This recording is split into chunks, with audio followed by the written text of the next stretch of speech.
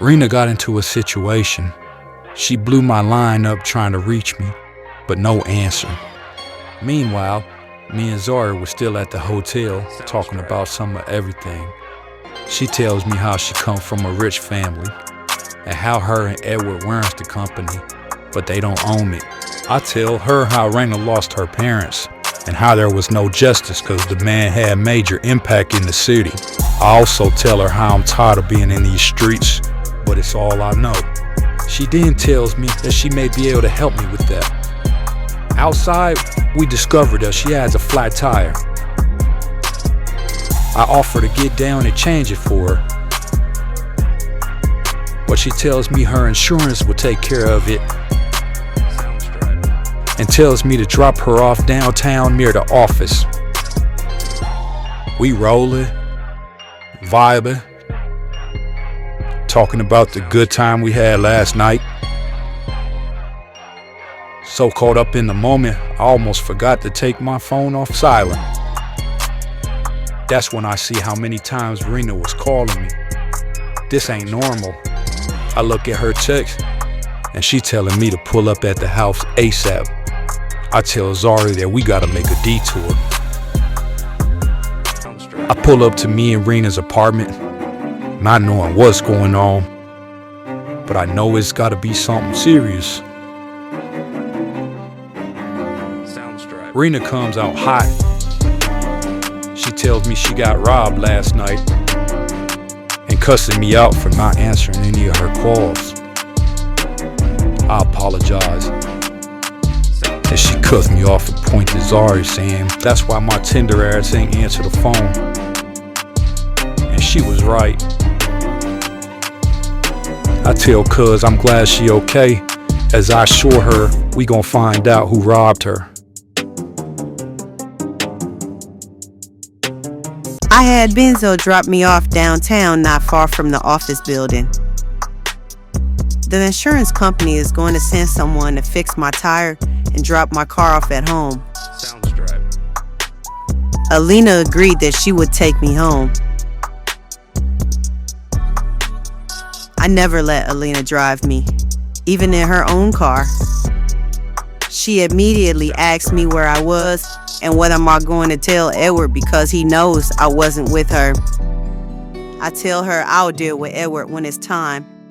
Then I tell her there's a lot she don't know and I really don't want to explain.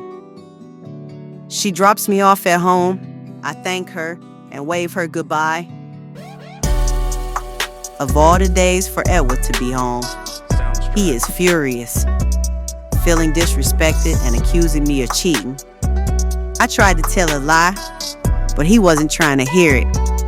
Then he hits me in my face. I never seen him like this before. The tow truck arrives at my house with my Mercedes. Without me knowing, Edward goes out and questions the tow truck driver about where he picked my vehicle up from. The driver tells him he picked it up from a hotel outside of town called Paris Suites. Me and cuz pulled up on the third piece of our operation, the homie Ant. Ant likes to keep a low profile, but there ain't many places in these streets his reach don't go. The homie stands on business. Rena tells Ant about her getting robbed the night before, breaking down every detail she can think of. While the two of them talk business, I had to shoot the awkward text to the plug, setting up another re-up. Ant smoothly and calmly let us know he would find out who did this. After assaulting me, Edward went to the office. I'm sure he's questioning Alina, trying to get any information that he can out of her. Sometimes the two of them are a little too close for my liking. But Alina is my bestie. Although she's super nosy, I don't think she would tell him if she knew. I stayed home today. Thoughts and emotions all over the place. Edward never put his hands on me before. I'm going to make sure he never does again. I meet the plug at the mall. He hops in my car cause he ain't got tint. He talking more than usual today. I'm listening, but I'm just trying to get my shit and go. Then he looks down and sees the pair of Sweets key card from last night. He picked it up and asked me, is this place nice? I grab a card, then I tell him sometimes I just need to get away from the city. He gives me this crazy look, then he says he did it. Then he give me my bag, then he gets out. That shit was awkward. I go back to the crib, and I'm telling Rena how weird that transaction was. Of course she goes off, telling me I'm playing with the money over a female. She says she told my tender ass up front. If I know Rena, she about to come up with a plan. Ain't long to find the why is that robbed Rena. He hit me up saying some old professional looking man paid them to do it. All I could think was Edward. Ed was back in my face again, going on and on about how stupid I must think he is. I just listened. Then he says he will show me as he storms outside. I don't know what this man got up his sleeve. After hitting me, I really don't care. But Edward has a way of getting what he wants. The next morning, I'm still thinking about who could have set up Rena, but I had to meet with Zari to handle some business. She wasn't playing when she said she'd help me out these streets.